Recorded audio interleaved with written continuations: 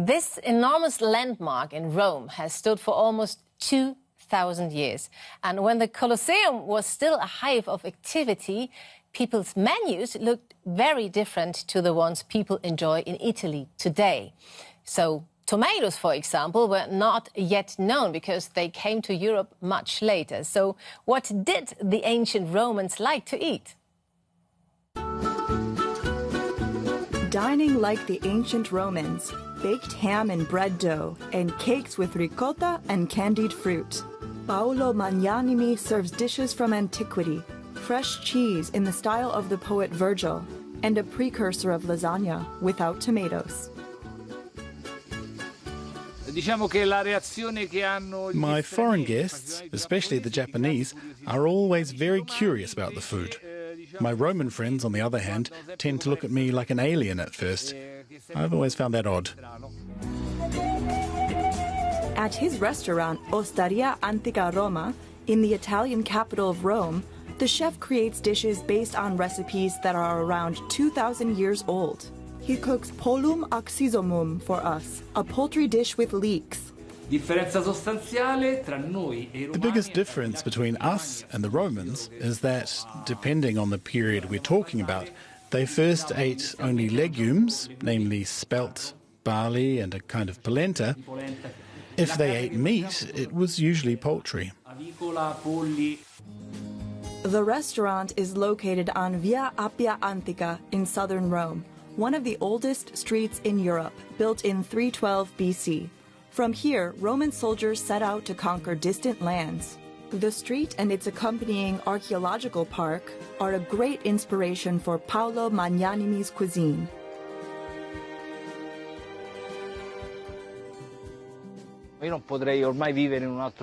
I can't imagine living in any other place.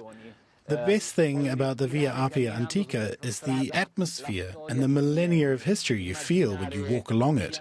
Imagine all the people who came to Rome, all the Roman legions, even Napoleon passed by here. This is what makes me so proud to live on this street.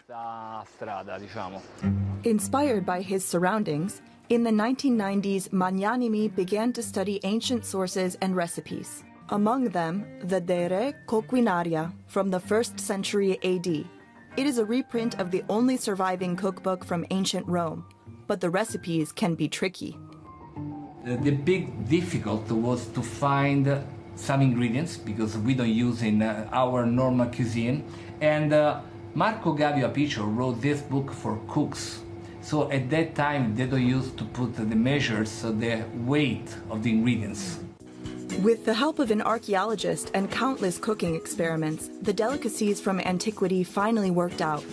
The pulum oxysomum is Paolo Magnanimi's first success and has become his restaurant's signature dish.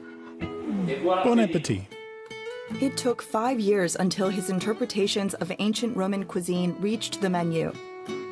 He also serves classic Italian dishes, but many guests come to dine as ancient Romans once did.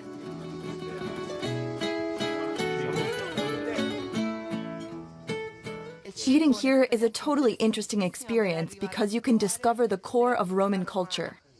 Paolo is a great cook, and his passion for ancient Rome is very important. It teaches us to appreciate antiquity again. Paolo Magnanimi makes it possible for his guests to take a culinary journey back in time to the era of the ancient Romans.